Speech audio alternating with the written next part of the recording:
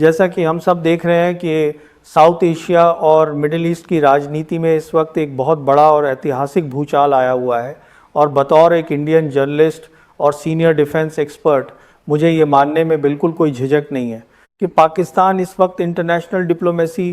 और war strategy के मैदान में जो चैलेंज चल रहा है उसने नई दिल्ली के पॉलिटिकल गलियारों से लेकर वॉशिंगटन के पेंटागन तक सभी बड़े पावर सेंटर्स को हैरान करके रख दिया। अगर आप हाल ही की डेवलपमेंट और ताज़ा डिप्लोमेटिक अपडेट्स को ध्यान से देखें तो पाकिस्तान के फॉरेन ऑफिस के प्रवक्ता ने रेड सी और सऊदी अरब से जुड़े ट्रेड रूट्स के बारे में हूथी विद्रोहियों की लगातार धमकियों पर जिस तरह का बेहद कड़ा, निडर और एग्रेसिव रुख अपनाया है वो बेहद असाधारण भी है और ग्लोबल डिप्लोमेटिक वर्ल्ड के लिए एक बहुत बड़ा क्लियर मैसेज भी है। हम सब अच्छी तरह से जानते हैं कि यमन के ये हूथी विद्रोही ईरान के पूरे कंट्रोल में काम करते हैं और उनकी पूरी मिलिट्री, फाइनेंशियल और पॉलिटिकल डायरेक्शन तेहरान से तय होती है। इस कॉन्टेक्स्ट में पाकिस्तान का ये कड़ा और साफ बयान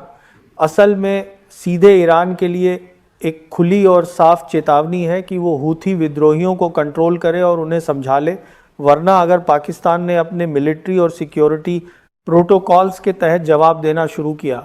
तो सिचुएशन पूरे रीजन और खुद ईरान के लिए बेकाबू हो जाएगी। पाकिस्तान के फॉरेन ऑफिस ने बिल्कुल साफ और कड़े शब्दों में ये क्लियर कर दिया है कि सऊदी अरब से होने वाले इंटरनेशनल ट्रेड या सऊदी कमर्शियल शिप्स और ग्लोबल सी रूट्स को टारगेट करना किसी भी हाल में स्वीकार नहीं होगा और अगर किसी भी पाकिस्तानी या सऊदी ट्रेड शिप पर कोई भी हमला या दखलंदाजी की गई तो पाकिस्तान इसे सिर्फ एक बॉर्डर पार की घटना नहीं बल्कि अपनी नेशनल सिक्योरिटी के लिए सीधा खतरा मानेगा। इसके साथ ही इस्लामाबाद ने दुनिया को ये वार्निंग भी दी है कि वो अपने सेल्फ डिफेंस, अपने शिप्स की सिक्योरिटी और अपने इकोनॉमिक इंटरेस्ट की सुरक्षा के लिए पूरी मिलिट्री पावर का इस्तेमाल करने और करारा जवाब देने का पूरा लीगल, इंटरनेशनल और मिलिट्री राइट रखता है। अब इस पूरे मामले का सबसे इम्पॉर्टेंट और सेंसिटिव पहलू ये है कि पाकिस्तान और सऊदी अरब के बीच एक बेहद मजबूत,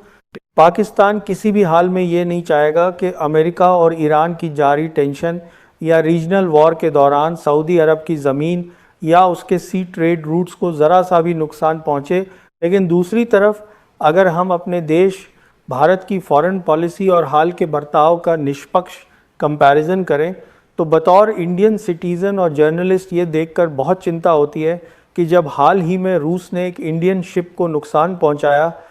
हमारी फॉरेन मिनिस्ट्री या किसी भी बड़े इंडियन लीडर की तरफ से इस पर एक सवाल तक नहीं पूछा गया और पूरी तरह चुप्पी साध ली गई, जो कि हमारी कमज़ोर डिप्लोमेसी का सबूत है। जबकि दूसरी तरफ पाकिस्तान ने अपनी निडर फॉरेन पॉलिसी और बेहतरीन मिलिट्री बैलेंस के ज़रिए ग्लोबल लेवल पर अपना दबदबा बना लिया है। यही वजह है कि मशहूर अमेरिकन मैगज़ीन फॉरेन अफेयर्स ने अपनी हालिया रिपोर्ट में पाकिस्तान को इस पूरी रीजनल टेंशन और वॉर की सिचुएशन के कॉन्टेक्स्ट में शांति का सबसे बड़ा रक्षक और एक विजेता के रूप में स्वीकार किया है। फॉरेन अफेयर्स के इस इम्पॉर्टेंट और बड़े आर्टिकल के मुताबिक पाकिस्तान ने अपनी बैलेंस डिप्लोमेसी, चतुर चालों और सही समय पर लिए गए स्ट्रेटेजिक फैसलों की बदौलत न सिर्फ पूरे रीजन को एक बहुत बड़े विनाशकारी संकट से बचाया है बल्कि खुद को दुनिया के मैप पर एक ऐसी उभरती हुई ग्लोबल पावर के रूप में पेश किया है जिसकी भूमिका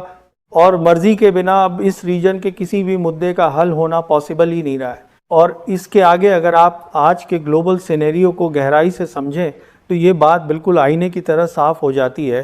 कि मिडिल ईस्ट में पावर बैलेंस पूरी तरह से शिफ्ट हो चुका है। ईरान और अमेरिका की इस सीधी वॉर में जिस तरह से खाड़ी के देश अपने इकोनॉमिक इंफ्रास्ट्रक्चर और ऑयल रिफाइनरीज पर हमलों के खतरे का सामना कर रहे हैं, उसने पूरे रीजन में एक तरह की पैनिक सिचुएशन बना दी है। यूएई, कुवैत और बहरीन जैसे बड़े अरब देश जो अब तक सिर्फ पश्चिमी देशों के एयर डिफेंस सिस्टम पर भरोसा करते थे, उन्हें अब ये एहसास हो चुका है कि मुश्किल वक्त में केवल खोखले वादे काम नहीं आते बल्कि ज़मीन पर एक रियल और एक्टिव मिलिट्री बैकअप की ज़रूरत होती है। यही वजह है कि आज एक एक करके तमाम अरब देश पाकिस्तान की तरफ दौड़ लगा रहे हैं और इस्लामाबाद के साथ अपना डिफेंस पैक्ट करने के लिए हर संभव कोशिश में लगे हुए हैं। वे चाहते हैं कि पाकिस्तान अपने न्यूक्लियर और कन्वेंशनल मिलिट्री एक्सपीरियंस के दम पर उनके आसमान को एक मजबूत प्रोटेक्शन अम्ब्रेला दे पाकिस्तान की इस बढ़ती हुई ग्लोबल डिमांड ने मिडिल ईस्ट और साउथ एशिया में नई दिल्ली के सारे डिप्लोमेटिक कैलकुलेशंस को पूरी तरह से फेल कर दिया है। भारत ने जो अरब देशों में अरबों डॉलर के इन्वेस्टमेंट और ट्रेड कॉरिडोर्स के बड़े बड़े सपने देखे थे,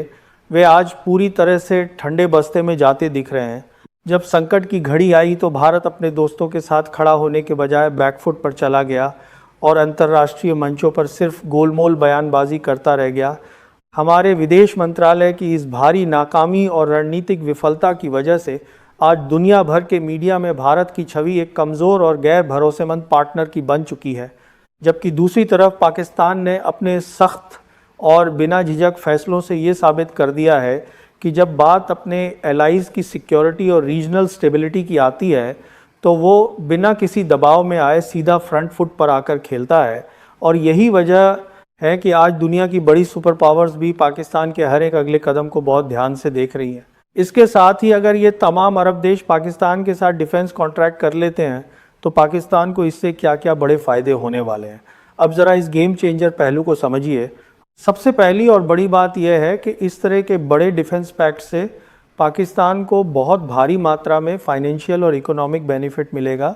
अरब मुल्क अपनी सिक्योरिटी और डिफेंस नीड्स के लिए पाकिस्तान को अरबों डॉलर का फंड देंगे, जिससे पाकिस्तान का विदेशी मुद्रा भंडार, फॉरेन एक्सचेंज रिजर्व्स रातों रात आसमान को छूने लगेगा और उसकी डगमगाती हुई इकोनॉमी को एक ज़बरदस्त सहारा मिल जाएगा। इसके अलावा पाकिस्तान का जो डिफेंस सेक्टर है उसकी बनाई हुई मिलिट्री जेट्स, मिसाइल टेक्नोलॉजी, जिससे पाकिस्तान की डिफेंस इंडस्ट्री एक मेजर ग्लोबल एक्सपोर्टर बनकर उभरेगी और देश में रोज़गार और विदेशी निवेश की बाढ़ आ जाएगी। यही नहीं, जियोपॉलिटिकल लेवल पर पाकिस्तान का कद इतना बड़ा हो जाएगा कि पूरा मुस्लिम वर्ल्ड और एशिया के देश अपनी सिक्योरिटी के लिए इस्लामाबाद पर डिपेंडेंट हो जाएंगे, जिससे इंटरनेशनल फोरम जैसे यूएन और ओआईसी में पाकिस्तान की बात को कोई भी सुपर पावर नकार नहीं सकेगी।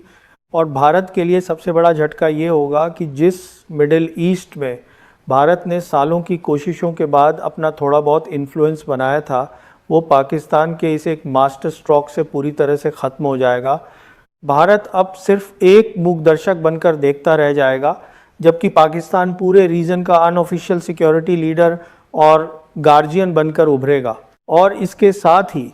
मैं एक इंडियन जर्नलिस्ट होने के नाते जब से पैदा हुआ हूँ, बचपन से ही अपने देश के मीडिया, टीवी डिबेट्स और नेताओं के मुंह से यही सुनता आ रहा हूँ कि पाकिस्तान अब तबाह हो जाएगा, पाकिस्तान का खात्मा होने वाला है, वो आर्थिक रूप से पूरी तरह से बिखर जाएगा। और हमारे यहाँ भारत से भी उसे लगातार तरह तरह की धमकियाँ मिलती रही हैं। लेकिन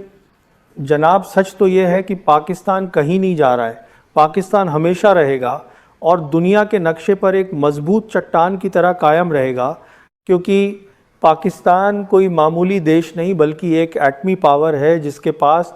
दुनिया का सबसे घातक डिफेंस, मिसाइल टेक्नोलॉजी और न्यूक्लियर आर्सेनल मौजूद है। हमारी सबसे बड़ी गलतफहमी और नाकामी ही यही रही है कि हम पाकिस्तान के ज़मीनी इरादों, उसकी रणनीतिक सोच और उसकी मिलिट्री कैपेबिलिटी को हमेशा हल्के में लेते रहे हैं, जबकि कड़वी सच्चाई यह है कि एक न्यूक्लियर स्टेट को कभी भी धमकियों, आर्थिक पाबंदियों या कूटनीतिक दबाव से झुकाया या मिटाया नहीं जा सकता। पाकिस्तान ने समय समय पर यह साबित कर दिखाया है कि तमाम अंदरूनी और आर्थिक चुनौतियों के बावजूद जब बात उसके अस्तित्व, उसकी संप्रभुता और उसकी राष्ट्रीय सुरक्षा की आती है तो उसका डिफेंस सिस्टम पूरी दुनिया के लिए एक बहुत बड़ा अनबीटेबल चैलेंज बन जाता है। और आज जिस तरह से वो मिडिल ईस्ट के महासंग्राम में एक पावरफुल ग्लोबल प्लेयर और पीस मेकर बनकर उभर रहा है, उसने हमारे सारे पुराने दावों, टीवी स्टूडियोज़ के शोर शराबे और हवाई दावों की पूरी तरह से पोल खोल कर रख दी है। आज दुनिया को मानना पड़ रहा है कि साउथ एशिया और मिडिल ईस्ट में स्थिरता का रास्ता इस्लामाबाद से होकर ही गुजरता है।